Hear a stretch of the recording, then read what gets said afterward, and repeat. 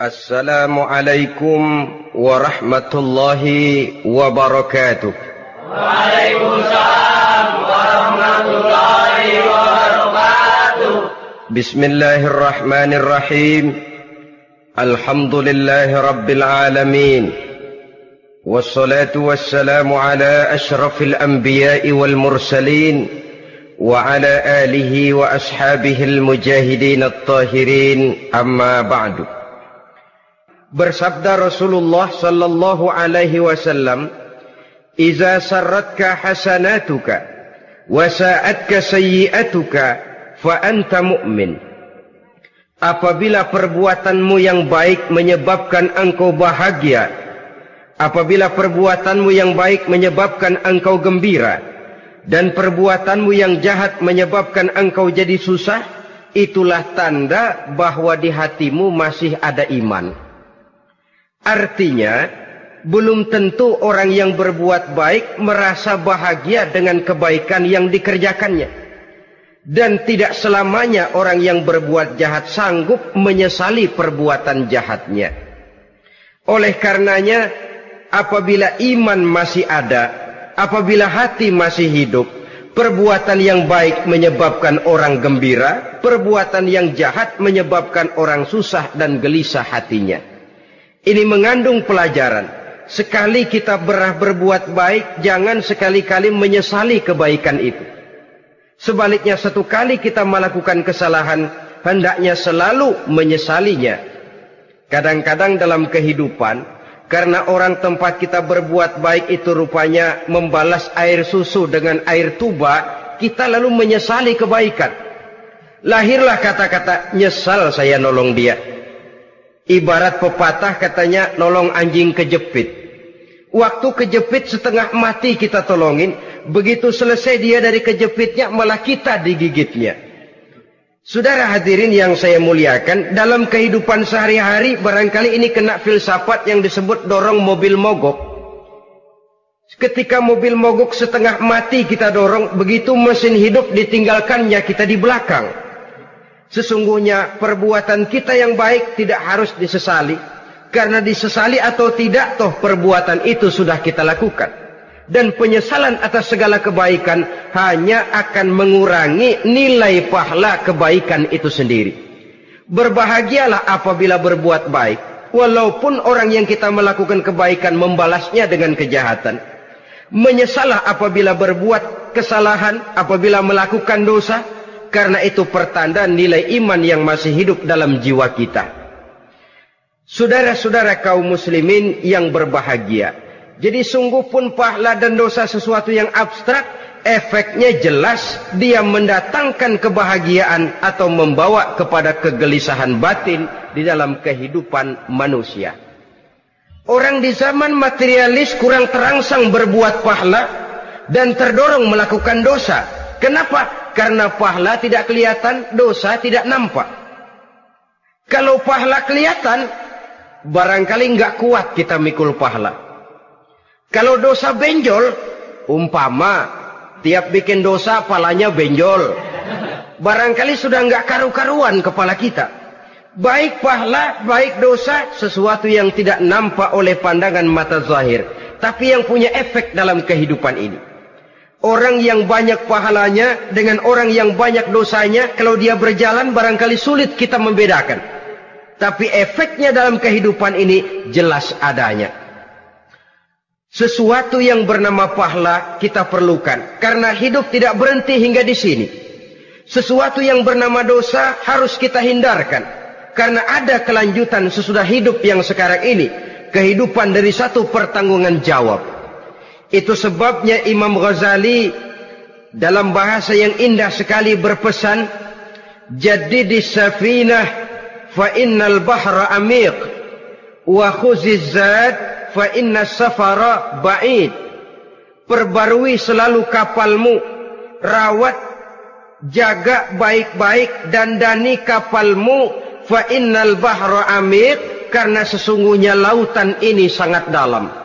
Satu bahasa yang indah dari tamsil terhadap kehidupan. Perbaiki kapalmu karena lautan ini sangat dalam. Artinya, jaga baik-baik hatimu. Pelihara iman dan keyakinanmu, karena hidup ini bagaikan gelombang lautan. Tempo-tempo air tenang, tempo-tempo ombak menggila dan menggunung. Jaga iman baik-baik karena hidup penuh dengan cobaan dan ujian. Itu maksudnya. Wa khuziz zad fa inna safara ba'id. Dan bawa bekal yang banyak karena perjalanan hidup ini sangat panjang. Perjalanan ini sangat jauh. Kita kalau pergi keluar kota tentu saja membawa bekal. Makin jauh kota yang akan kita tuju, makin banyak bekal yang harus kita bawa. Alangkah sengsaranya manusia apabila dia akan pergi ke satu kota yang jauh, modalnya cuma nekat. Bagaimana nanti di sana sajalah. Tidak membawa bekal sebagaimana yang sewajarnya. Hal yang semacam ini senangnya sih belum tentu, keblangsak dan susahnya sudah kebayang. Itu dalam kehidupan di dunia ini. Bagaimana kalau sudah bicara tentang kehidupan yang akan datang? Karena sesungguhnya hidup ini merupakan satu perjalanan yang sangat panjang. Sejak kita tinggal di alam arwah, pada saat jasad belum lagi diciptakan Allah, ruh sudah diciptakannya lebih dahulu. Sampai kemudian kita pindah ke alam rahim, alam kandungan ibu. Untuk kemudian berpindah kepada kehidupan dunia. Dari dunia ini kita pindah ke alam barzakh. Di sana tinggal kita 100 tahun mungkin, 100.000 tahun mungkin, 1 juta tahun mungkin, menunggu saat datangnya kiamat. Lalu dari alam barzakh pindah kita ke alam akhirat. Satu perjalanan yang sangat panjang. Alangkah malangnya, alangkah sengsaranya, jika tahu kita begitu panjangnya perjalanan hidup ini, tidak ada bekal yang kita bawa. Artinya kesengsaraan, kesulitan yang bertali-tali sudah jelas akan menimpa kita. Kalau pergi kita keluar kota membawa bekal uang, membawa bekal makanan, apa bekal yang mesti kita bawa? Apabila kita kembali ke alam barzakh, kembali ke alam kubur, berkumpul di padang mahsyar di akhirat nanti. Nasi yang mau kita bawa, uang yang mau kita bawa, tentu tidak lagi. Karena kehidupan materialis selesai di atas liang lahat. Bila masuk kita ke liang lahat, disitulah pahala dan dosa memegang peranan yang sangat penting. Maka pada pertemuan malam ini, kita akan bicara tentang pahala dan dosa itu. Saudara-saudara kaum muslimin rahimakumullah. Yang dinamakan pahala, kata Imam Ali Al-Jurjani dalam kitab At-Ta'rifatnya, ma yastahiqqu bihi ar-rahmatu wal maghfiratu minallahi ta'ala. Sesuatu yang pelaksananya berhak untuk mendapat rahmah dan ampunan dari Allah. Dengan kata lain, nilai pahala adalah akibat dari perbuatan-perbuatan di dalam melaksanakan perintah dan anjuran yang ada di dalam kehidupan agama. Apabila perintah dan anjuran kita laksanakan, nilai pahala itu lalu datang. Nah, nilai pahala dalam Islam, menurut konsepsi Quran, Allah menjelaskan, man jaa bil hasanati falahu asyru amsalihha. Barang siapa yang datang membawa satu kebajikan, barang siapa yang melaksanakan satu kebaikan, maka dia akan mendapat balasan 10 kali dari kebaikan yang dikerjakannya. 10 kali ini pun masih dilipat gandakan dengan 7. 7 ini pun masih dikalikan 100. Dan itu pun masih ditambah dengan pernyataan, wallahu yudha'ifu liman yasha. Allah masih akan melipat gandakan perbuatan baik seseorang yang dikehendakinya. Itulah nikmatnya dalam Islam. Tetapi sebaliknya, wa man jaa'a bisayyi'ati fala yujza illa mislaha. Barang siapa yang melakukan satu kejahatan, dia tidak akan mendapat balasan kecuali sesuai dengan kejahatan yang dikerjakannya. Alangkah rahman dan rahimnya Allah. Orang yang berbuat baik dibalas 10, dikali 7, dikali 100, masih dilipat gandakan pula. Tapi orang yang berbuat jahat tidak akan mendapat balasan kecuali sesuai dengan kejahatan yang dikerjakannya. Ini kan beda dengan sifat kita manusia. Kita ini kadang-kadang kalau dijitak membalasnya mukul. Tapi kalau orang berbuat baik kepada kita, kita enggan untuk berbuat baik kepada orang tadi. Allah tidak mengajarkan begitu. Satu kebaikan berbalas 10. Satu kejahatan berbalas dengan satu kejahatan. Maha Rahman dan Rahim Allah. Bahkan dalam Islam, niat berbuat baik saja mendapat pahala. Sedangkan niat berbuat jahat belum ditulis merupakan satu dosa sampai kejahatan itu dikerjakan oleh orang yang niat tadi. Umpamanya, saudara niat nanti malam giliran pengajian saya mau hadir di majelis taklim. Pas datang waktu malam hujan turun sangat lebat. Saudara berhalangan datang ke majelis taklim, saudara sudah mendapat pahala niat. Tapi saudara niat nanti malam kalau turun hujan saya mau bongkar rumahnya si fulan, saya mau curi seluruh harta bendanya. Ternyata malam saudara tidak mengerjakan perbuatan itu belum ditulis dosa sampai perbuatan itu benar-benar dikerjakan. Tapi lalu jangan macam-macam, kalau begitu niat aja yang baik biar nggak usah dikerjain. Niat aja pengen ngaji walaupun tidak ada niatan untuk ngaji. Allah lebih tahu tentang apa yang terdetik di dalam hati sanubari kita. Itulah sebabnya sangat dianjurkan orang untuk melakukan segala macam kebajikan. Dan dianjurkan orang menjauhkan segala macam bentuk kejahatan. Karena dia akan berefek melahirkan dosa dan pahala. Dosa dan pahala itulah alat untuk memperoleh kebahagiaan di alam kubur, di padang mahsyar, sampai di akhirat nanti. Di dunia ini mungkin segalanya bisa kita beli dengan yang namanya uang. Keamanan kita bisa menyewa petugas untuk menjaga rumah kita. Kendaraan yang mewah bisa kita beli. Udara yang sejuk bisa kita ciptakan. Siapa banyak uang dia raja. Mungkin itu di dunia. Tapi bisa apa uang kalau kita sudah masuk ke alam kubur? Bisakah munkar nakir kita sogok? Udah karkir, jangan nanya nih, cepet.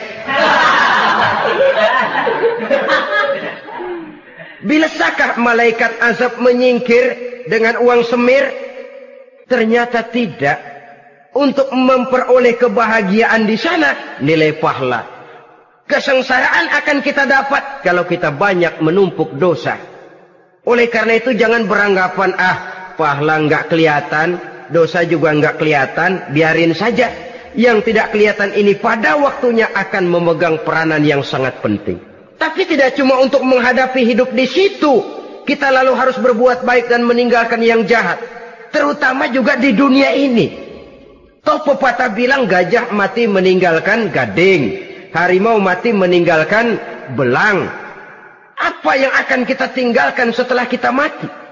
Kita ingin jasad kita boleh hancur terkubur tanah, tapi nama kita ingin hidup terus, dikenang orang 100, 1000, bahkan 1.000.000 tahun yang akan datang. Ditulis orang dengan tinta emas dalam sejarah, tercatat kita sebagai orang baik-baik. Saudara-saudara kaum muslimin rahimakumullah. Lalu perbuatan apa yang bisa mendatangkan pahala itu? Saudara-saudara, semua perbuatan yang diperintah dan dianjurkan oleh Allah, yang dikerjakan dengan ikhlas hanya untuk mencapai ridho Allah, mendatangkan pahala. Kadang-kadang menurut pendapat kita remeh, tapi nilainya di sisi Allah besar. Itu pahala. Menghitung pahala itu hak prerogatif Allah. Perbuatan yang ringan Allah mau berikan ganjaran yang besar, itu urusan Allah. Misalnya, kata Nabi, la tahkiranna minal ma'rufi syai'an. Jangan kamu menganggap remeh perbuatan baik walaupun kecil. Jangan merasa sulit melakukan perbuatan yang mengandung pahala. Bertemu dengan teman, muka kita cerah, berpahala. menyingkirkan duri di jalanan berpahala, menolong orang yang sesat, memberitahu orang yang bertanya berpahala. Tidak sulit kalau kita mau. Yang diperintah dan dianjurkan oleh agama itu perbuatan yang mengandung nilai-nilai pahala. Masalahnya cuma tinggal mau atau tidak dan dikerjakan dengan ikhlas. Bertemu teman mukanya cerah, pahala. Menyingkirkan duri di jalanan, pahala. Sedekah, pahala. Tidak berupa perbuatan, bisa berupa ucapan. Misalnya bersolawat, pahala. Bertasbih dan bertahmid, pahala. Kata Nabi, kalimatani khafifatani 'alal lisan, saqilatani fil mizan. Ada dua kalimat yang enteng di lidah tapi berat di timbangan akhirat nanti. Apa itu? Subhanallah walhamdulillah. Itu kan amalan yang ringan, perbuatan yang mudah saja, tapi nilainya demikian besar dalam pandangan Allah. Jadi pendeknya, perbuatan yang bernilai pahala adalah perintah dan anjuran agama yang dilaksanakan dengan ikhlas semata-mata untuk mencapai ridho Allah, itu mengandung pahala. Niat dasarnya itu harus karena Allah. Landasannya harus karena ikhlas. Bukan cuma sekedar basa-basi, tidak karena ingin dipuji orang, tidak karena mengharap tanda jasa, tapi ikhlas semata-mata. Dari perbuatan yang paling kecil dan mudah sekali sampai kepada amalan-amalan yang besar dan memerlukan biaya yang besar, seperti melaksanakan ibadah haji, seperti jihad fi sabilillah, membangun masjid, membangun pondok-pondok pesantren, membangun pusat-pusat kesehatan, membangun jalan-jalan umum, termasuk menjaga keamanan. Jangan dikira loh, siskamling umpamanya, menjaga keamanan kampung tidak berpahala. Kalau diniatkan ibadah, menjaga ketenangan warga supaya mereka tekun ibadah, ikhlas karena Allah, itu juga bernilai ibadah. Keluar kita dari rumah, pergi pagi, pulang sore, peras keringat, banting tulang cari nafkah, buat menghidupi anak istri kita. Kalau diniatkan ibadah, melaksanakan kewajiban sebagai kepala rumah tangga, membantu orang tua sebagai anak, itu juga perbuatan-perbuatan yang mengandung pahala. Yang terbaik sesuai dengan bidang kehidupan kita. Ada orang yang dinamakan abid, ahli ibadah, pahala yang paling baik bagi dia, banyak-banyak tahajud, sembahyang malam, wirid, zikir, tasbih. Ada yang dinamakan orang alim, pahala yang paling baik buat orang macam ini, mengajar, menyebarkan ilmu, mendakwahkan Islam. Ada yang disebut wali, pejabat pemerintah, petugas. Amalan pahala yang paling baik buat orang semacam ini, melayani masyarakat, bekerja di bidangnya sesuai dengan profesinya. Saudara hadirin yang saya hormati, jadi dengan demikian, perbuatan-perbuatan yang mengandung nilai-nilai pahala ini bisa perbuatan yang menurut kita kecil namun punya nilai besar. Apalagi perbuatan besar dengan biaya yang besar, tentu makin besar juga pahala yang disediakan oleh Allah Subhanahu wa ta'ala. Oleh karenanya, kalau kita bercermin dari ayat Quran, hidup ini kesempatan untuk berbuat baik. Huwallazi khalaqal mauta wal hayata liyabluwakum ayyukum ahsanu amala. Dialah Allah, Tuhan yang telah memberikan hidup dan mati kepadamu untuk menguji kamu, siapa di antara kamu yang paling baik amal perbuatannya. Jadi tidak saya rinci, tapi cukuplah satu penjelasan global. Perbuatan yang berpahala adalah perbuatan melaksanakan perintah Allah atau anjuran Allah dengan dasar ikhlas, dengan tujuan untuk mencapai ridho Allah semata-mata. Lalu apa perbuatan yang mengakibatkan dosa itu?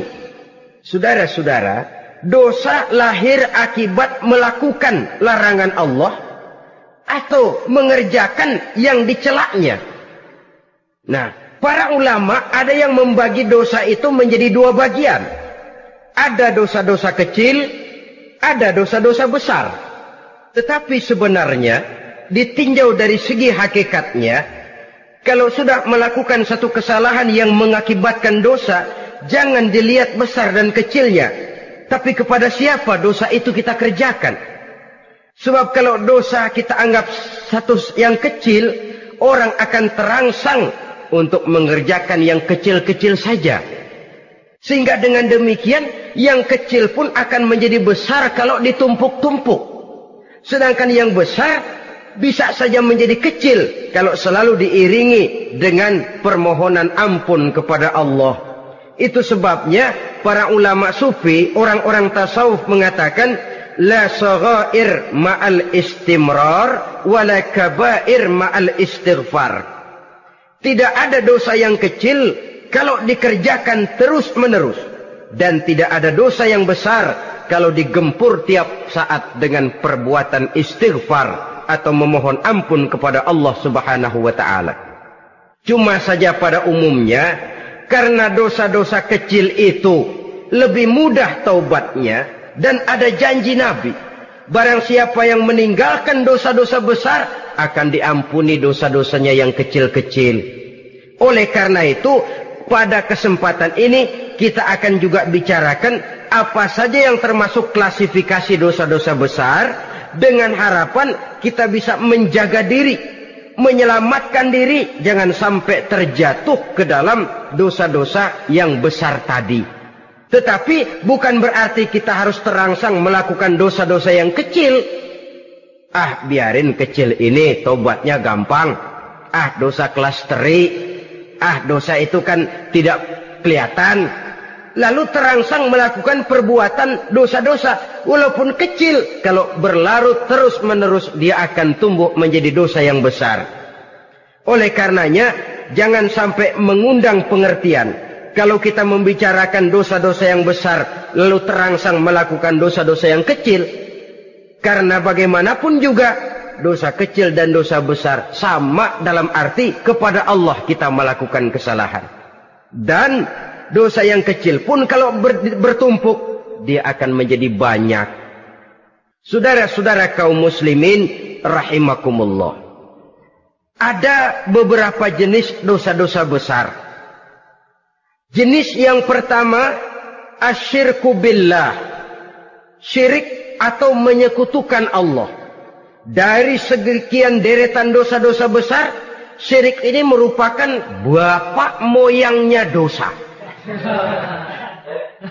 Dedengkotnya dosa, itu syirik, menyekutukan Allah. Bahkan dosa yang lain Allah masih mau mengampuni. Tapi kalau sudah syirik, menyekutukan Allah, itu sudah satu dosa yang tidak berampun sama sekali. Oleh karena itu tepat pesan Imam Ghazali tadi. Jadi di safinah fa innal bahra amik. Jaga iman, pelihara akidah, dandani kapal. Karena hidup ini gelombang lautan sangat dalam, hidup banyak cobaan. Di dalam hidup di zaman sekarang ini, saudara bisa perhatikan, di mana tensi ekonomi tinggi, lapangan kerja sulit, persaingan hidup makin tajam, sifat egois dan individualis tumbuh di mana-mana, rasa solidaritas sosial menurun, sifat gotong royong musnah, orang mudah potong kompas, potong jalan, ingin cepat kaya, ingin cepat naik pangkat, ingin dapat kedudukan. Kadang-kadang akidah pun terjual, akidah pun musnah, jatuh ke jurang syirik pun tidak jadi soal. Itu yang kita khawatirkan. Kalau dosa-dosa yang lain Allah masih mau mengampuni, tapi kalau sudah jatuh kepada syirik, Allah sama sekali tidak akan memberikan ampun. Dalam kaitan dengan ini barangkali tepat sinyalemen Imam Ali itu.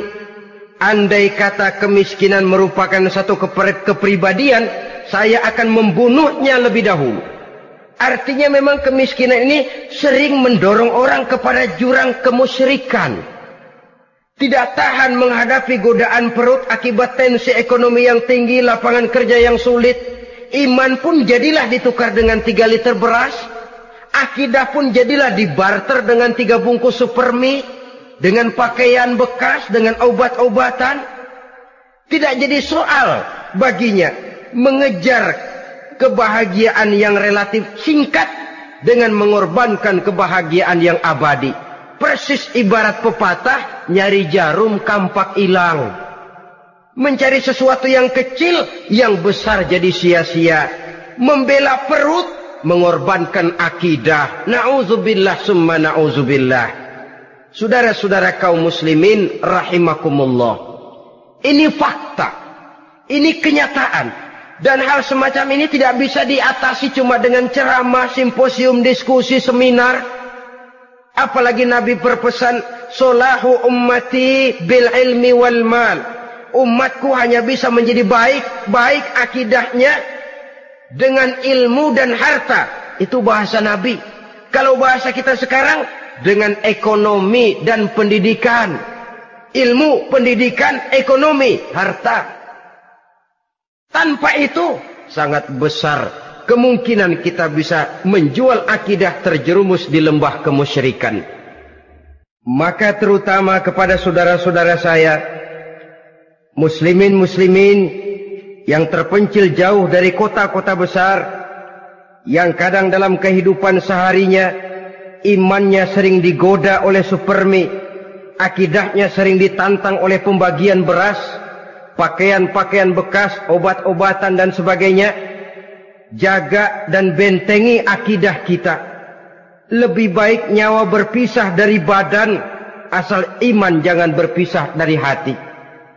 Kepada adik-adik saya para remaja, para pemuda di kota-kota besar, yang iman dan akidahnya sering ditantang dengan minuman-minuman keras, fasilitas-fasilitas yang menghanyutkan, yang secara terarah dan praktis sedikit demi sedikit menggiring kita untuk keluar dari nilai-nilai akidah. Hati-hati, jaga baik-baik, sebab intan paling mahal, mutiara paling berharga, tidak lain nilai iman ini.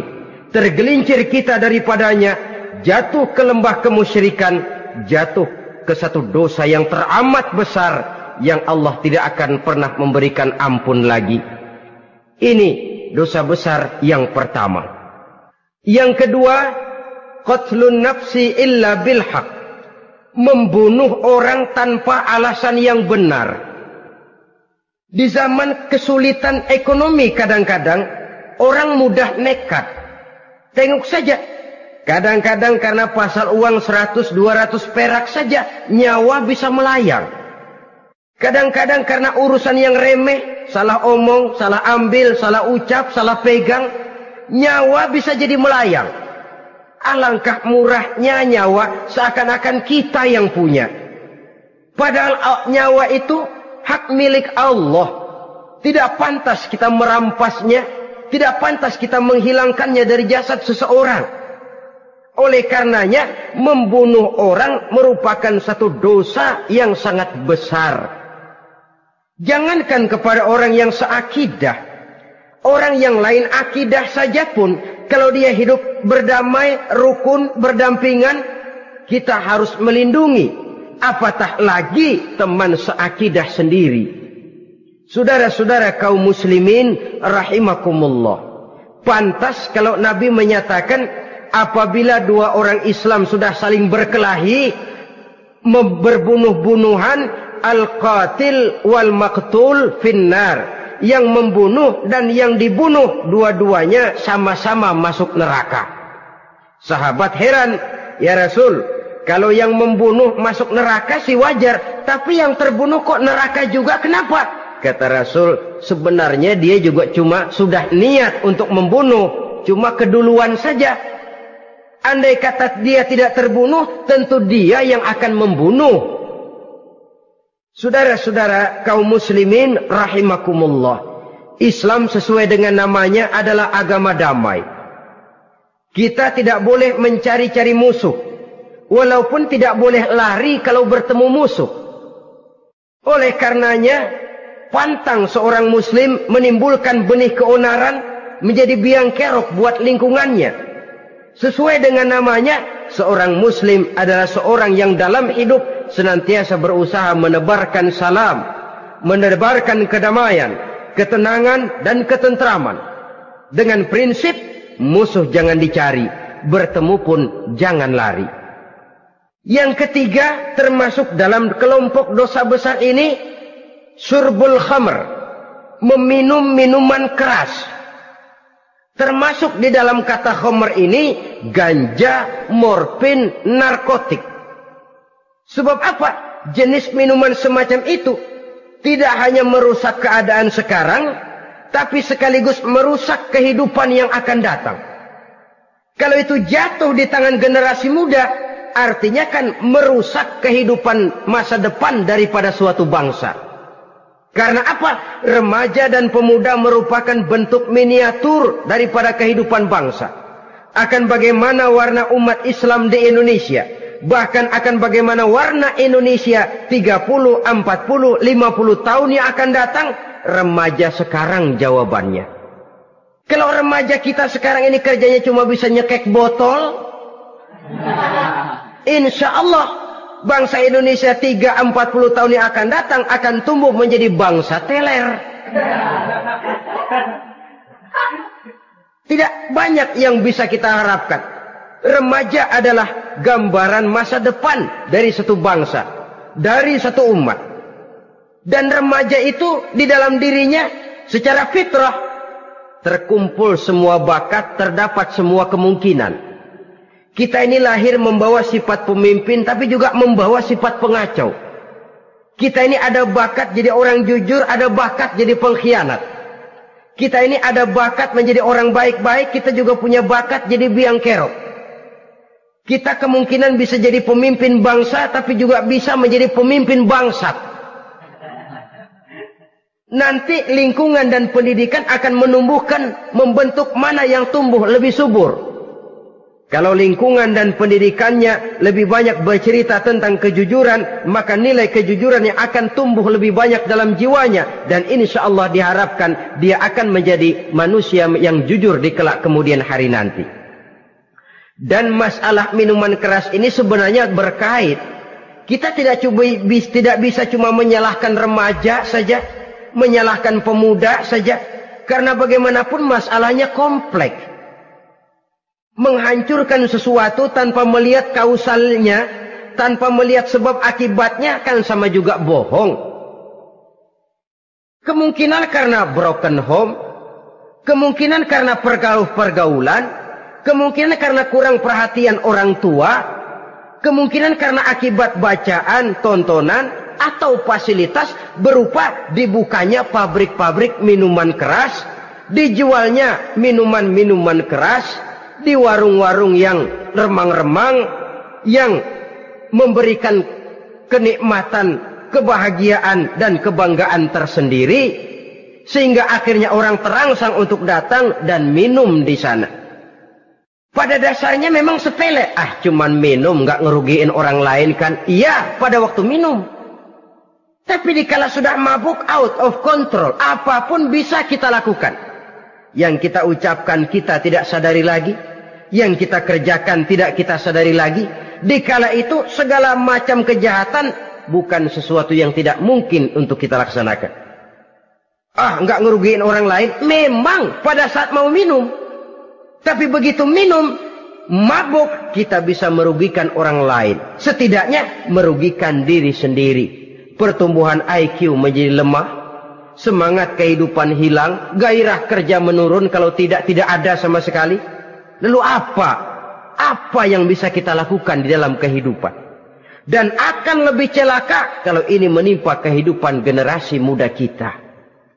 Kadang-kadang yang ironi ya, kalau yang orang tuanya mampu barangkali masih tertolong, tapi yang orang tuanya kondisi ekonomi lemah masih kepengen teler juga. Orang tuanya nggak mampu masih pengen mabuk. Dari ganja, morfin nggak dapat, akhirnya kaleng cat diisepin. Yang penting kan bisa teler, mendatangkan satu kebahagiaan tersendiri.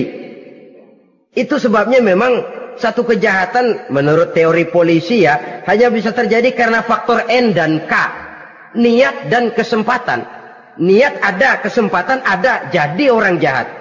Kurang salah satunya, biasanya kejahatan terbendung. Niat ada, kesempatan tidak ada, sulit berbuat jahat. Kesempatan ada, niat tidak ada, tidak mungkin orang jahat. Tapi yang paling dominan sebenarnya niat. Kalau niat sudah kuat, kesempatan bisa dicari. Kesempatan bisa diciptakan. Biar hansip nongkrong, ditungguin lengahnya. Iya biarin. Jam 11 sampai jam 2. Matanya melotot. Jam 3 dia mulai ngulet, ngempet. Nah, di saat itu saya masuk ke rumahnya. Kalau niat kuat, kesempatan bisa diciptakan. Dan kalau sudah niat, ini masalah hati. Kalau sudah masalah hati, menyangkut soal moral. Moral artinya sudah masuk kepada kehidupan agama. Saudara-saudara kaum muslimin rahimakumullah. Yang keempat yang termasuk jenis dosa besar, az-zina, perbuatan zina. Di zaman pergaulan bebas dengan prinsip free love, free sex ini, tengok sudah berapa banyak gadis-gadis bergelimpangan jadi korban. Berapa banyak bayi-bayi yang lahir ke dunia tanpa tahu kemana dia mesti memanggil bapak. Apakah deretan jumlah korban ini masih harus bertambah lagi? Paling tidak, biarlah yang sudah jadi korban, tapi jangan bertambah lagi hendaknya. Masing-masing kita berupaya menahan diri. Termasuk dalam kategori zina ini, yang merupakan cabang-cabangnya, liwat, homoseks, lesbian, masturbasi. Bahkan masturbasi itu termasuk jenis zina tangan. Dan itu juga merupakan satu dosa. Di samping dosa juga merusak diri. Karena bagaimanapun juga dia akan mengurangi kemampuan daya pikir seseorang. Maka agama memberikan jalan keluar. Pesan Nabi, ya ma'syara syabab, man istata'a minkumul ba'at falyatazawwaj. Hai para pemuda, kata Nabi, barang siapa di antara kamu yang sudah bisa ba'at, yang sudah mampu ba'at. Ba'at itu artinya memberikan nafkah. Baik nafkah zahir maupun nafkah batin, falyatazawwaj, maka hendaklah dia kawin. Jadi yang maksud ba'at ini ya nafkah zahir, ya nafkah batin. Kita kadang-kadang cuma bisa ngasih nafkah batin saja sudah merasa pokoknya kan saya sanggup untuk kawin, lalu kawin tanpa dengan kehilangan pertimbangan. Saudara-saudara, wa in lam yastati', adapun kalau dia belum mampu, fa alaihi bisyam, hendaknya dia banyak puasa. Fa innahu lahu wija, karena puasa itu akan merupakan benteng jangan sampai orang memperturutkan hawa nafsunya. Andai kata puasa belum hobi, banyaklah olahraga para pemuda, para remaja. Karena dengan olahraga, pemikiran untuk memperturutkan hawa nafsu agak sedikit terkendali dan energi tersalurkan dalam bentuk yang positif. Pendeknya kreatif, banyak kegiatan. Ini pesan Imam Syafi'i tepat itu. Kata beliau, inni ra'aitu wuqufal ma'i yufsiduh in sala taba wa illam yajri lam yatib. Aku melihat air kalau diam rusak, tapi kalau dia mengalir jernih. Air kalau ngendap, nggak ngalir, nyamuk nyarang di situ, bisa jadi sumber penyakit. Manusia hidup begitu. Kalau nggak punya kegiatan, nggak kreatif, kerjanya cuma delohom, ayam-ayam, akhirnya jadi ngerusak. Ngomongin orang, Jano ngapa? Ano. Kebangetan nggak ngapa-ngapain, orang aja dipontenin. Orang diomongin, lahirlah namimah, lahirlah ribah. Saudara-saudara, air itu kalau ngendap ada aja yang nyarang. Tapi kalau dia ngalir, orang ada kesibukan, insya Allah dia tidak akan jatuh kepada sesuatu yang bisa mengundang dosa.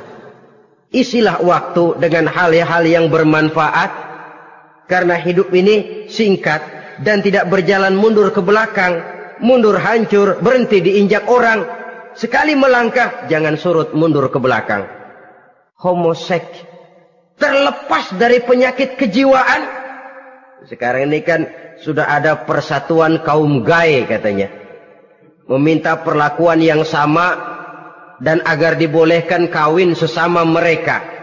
Secara manusiawi boleh. Secara manusiawi kita hargai mereka. Tapi dari kacamata agama, ini jelas merupakan penyimpangan. Dan penyimpangan merupakan suatu dosa. Terlepas dari pertimbangan manusiawi. Jangan karena terlalu memperturutkan suara manusiawi, lalu kita mengesampingkan agama. Termasuk lesbian, wadon karo wadon. Kalau homo itu kan lanang karo lanang katanya. Saudara-saudara kaum muslimin rahimakumullah. Ini bukan penyakit baru. Liwat, homoseks sudah dikenal dari zamannya Nabi Lut. Laki dengan laki. Lesbian dari zaman istrinya Nabi Lut. Terlepas dari penyakit kejiwaan, dari segi agama, ini merupakan penyimpangan dan merupakan dosa yang besar. Yang kelima, yang termasuk jajaran dosa kelas kakap, qazful mu'minina wal mu'minat, menuduh orang mukmin yang baik-baik, laki atau perempuan, melakukan perbuatan zina sehingga hancur namanya di masyarakat. Ini merupakan satu perbuatan dosa yang sangat besar dan sangat dimurkai oleh Allah. Saudara-saudara kaum muslimin rahimakumullah. Oleh sebab itu tentang masalah ini, kalau memang tidak ada saksi, jangan sembarang kita enteng lidah menuduh orang lain berbuat zina, menuduh orang lain berbuat serong. Dosanya kelewat besar di dalam kehidupan. Karena apa? Mencari harga diri itu berat. Memelihara kehormatan diri jauh lebih berat. Satu kali orang dihancurkan namanya di masyarakat, dia akan terisolir jadinya. Oleh karenanya, berlindung kita kepada Allah. Jangan sampailah dihinggapi oleh sifat ini. Karena sentimen kita kepada seseorang, karena hasad kita kepada seseorang, tidak senang melihat orang lain lebih maju, lalu lidah ini seenaknya saja mengucapkan kata. Padahal sanksi dan resikonya sangat besar. Yang kita tuduh barangkali mendapat pahala dari Allah. Kita sendiri yang menuduh tanpa saksi, tanpa alasan yang benar, mendapat dosa yang sangat besar. Saudara-saudara, memang kadang-kadang aneh dalam hidup ini. Seorang pelacur biasanya bisa menjaga mulutnya di masyarakat. Kata-katanya baik, sopan. Kenapa? Karena mulut yang satu sudah tidak terjaga.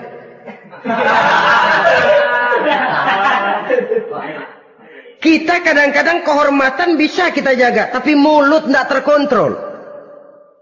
Ngomong saenake dhewe, bikin orang mangkel, kesal, fitnah sana, fitnah sini, menghancurkan nama baik orang, ngomongin yang macam-macam. Bagai-bagai macamlah caranya. Saudara-saudara kaum muslimin yang berbahagia. Jadi dengan demikian, menuduh orang lain berbuat zina, sedangkan orang itu tidak pernah melakukannya, ini termasuk satu dosa yang sangat besar di dalam kehidupan ini. Yang keenam, al-'aqu bil walidain, durhaka kepada ibu bapak. Seorang anak, bagaimanapun banyak nilai ibadahnya, banyak kebaikan di masyarakat, menyandang berbagai macam gelar, pangkat dan jabatannya tinggi, tapi kalau sudah durhaka kepada kedua orang tuanya, alamat hidup tidak lagi membawa keberkahan. Dan itu dosa yang sangat besar. Sampai Nabi sabdakan, ridho Allah ada di dalam keridhaan ibu bapak. Murka Allah pun ada di dalam kemurkaan ibu dan bapak. Walaupun belum tentu setiap kita orang tua, tapi yang jelas setiap kita adalah anak. Dan setiap anak punya ibu dan bapak. Jangan sampai kacang lupa kepada kulitnya. Saudara-saudara kaum muslimin rahimakumullah. Durhaka kepada ibu bapak merupakan perbuatan yang sangat dimurkai oleh Allah. Apalagi ibu yang telah melahirkan kita, bahkan mengandung kita. Begitu juga bapak yang telah berusaha peras keringat banting tulang untuk mengasuh membesarkan kita. Tidak ada perbuatan baik yang kita lakukan untuk bisa menebus kebaikan daripada ibu dan bapak kita. Setidaknya kalau belum bisa berbuat baik kepadanya, kepada keduanya, janganlah menyakiti hati keduanya. Itu saja dulu yang harus dijaga. Kadang-kadang sudah berbuat baik enggak, nyakitin melulu. Sudah nyenangin belum bisa, saban sehari nyakitin saja. Padahal kedua orang tua itu doanya manjur, sebagaimana sumpahnya juga bisa jadi kenyataan. Dan sering bahkan menjadi kenyataan. Sampai ibu bapak sudah wafat, sudah meninggal sekalipun, kewajiban berbakti masih harus terus dilakukan oleh seorang anak.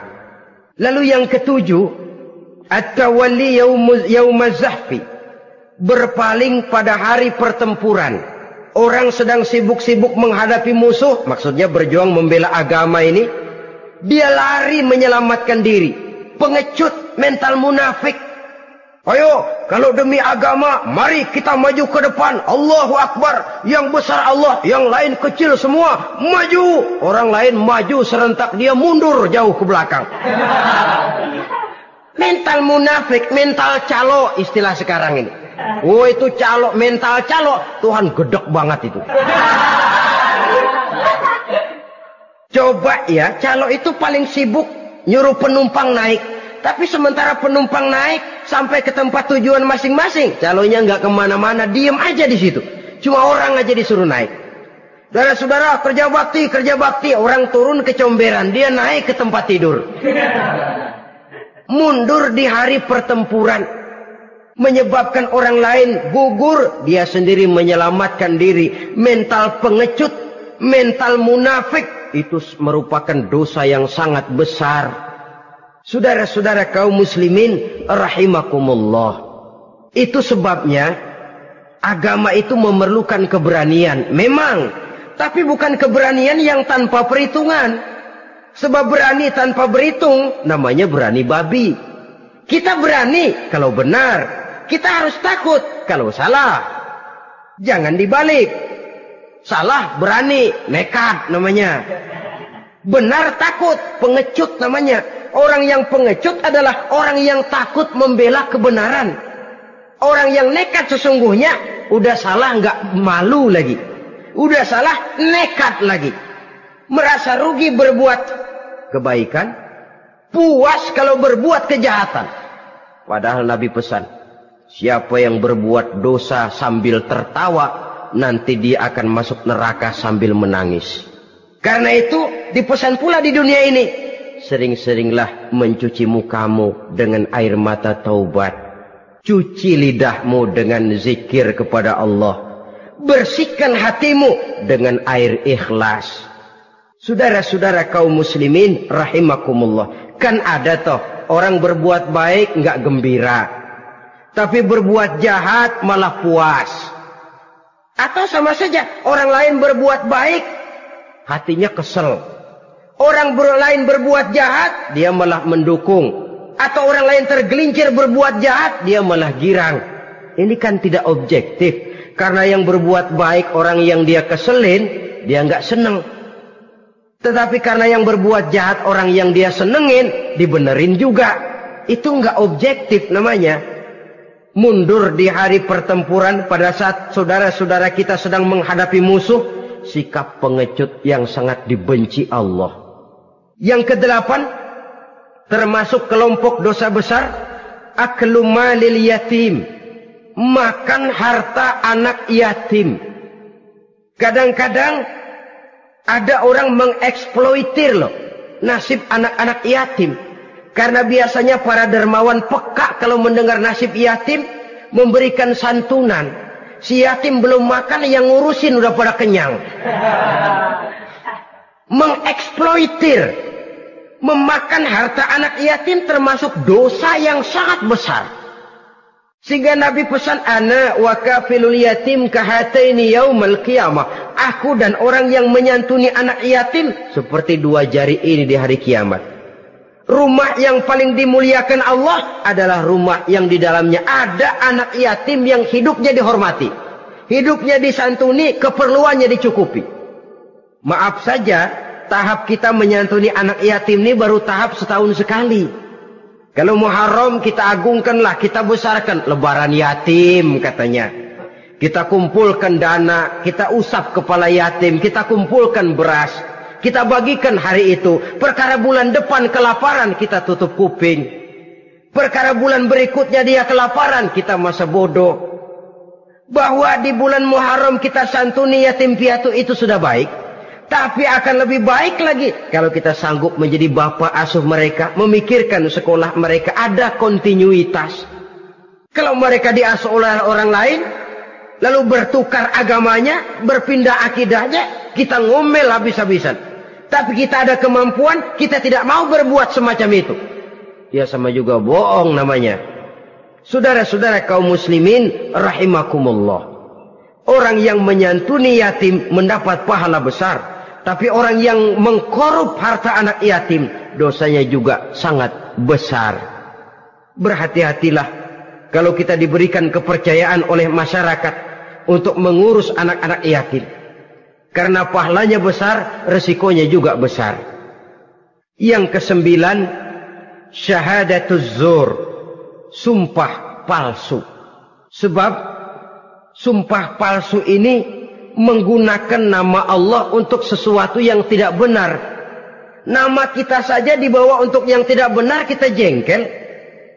Nama kita dipalsukan untuk sesuatu yang tidak baik, kita kadang-kadang jengkel, tidak puas jengkel, menuntut melalui saluran hukum. Kenapa? Nama saya dicatut.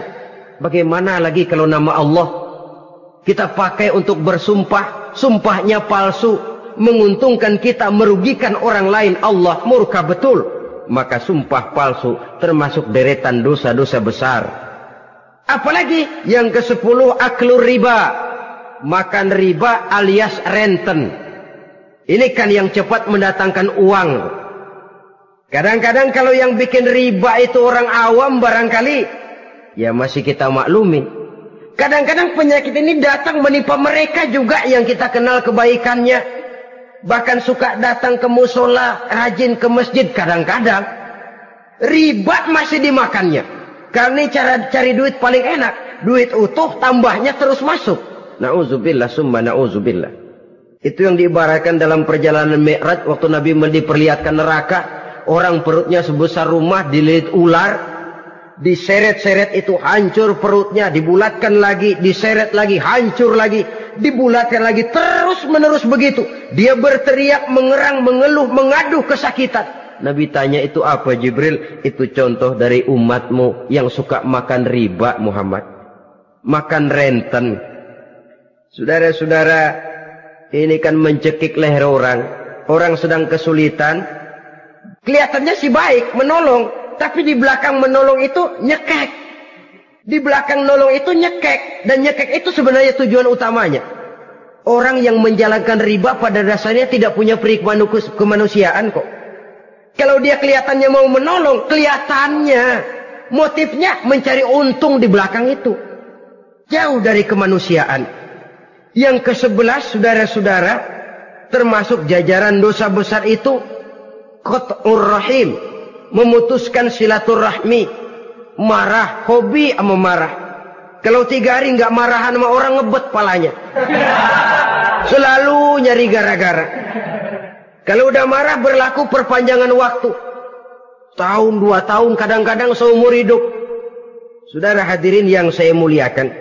Apalagi mengurangi timbangan termasuk kelas dosa besar. Makan suap termasuk dosa besar. Semir menyemir dosa besar. Apalagi bunuh diri. Nah ini, bunuh diri dosa besar.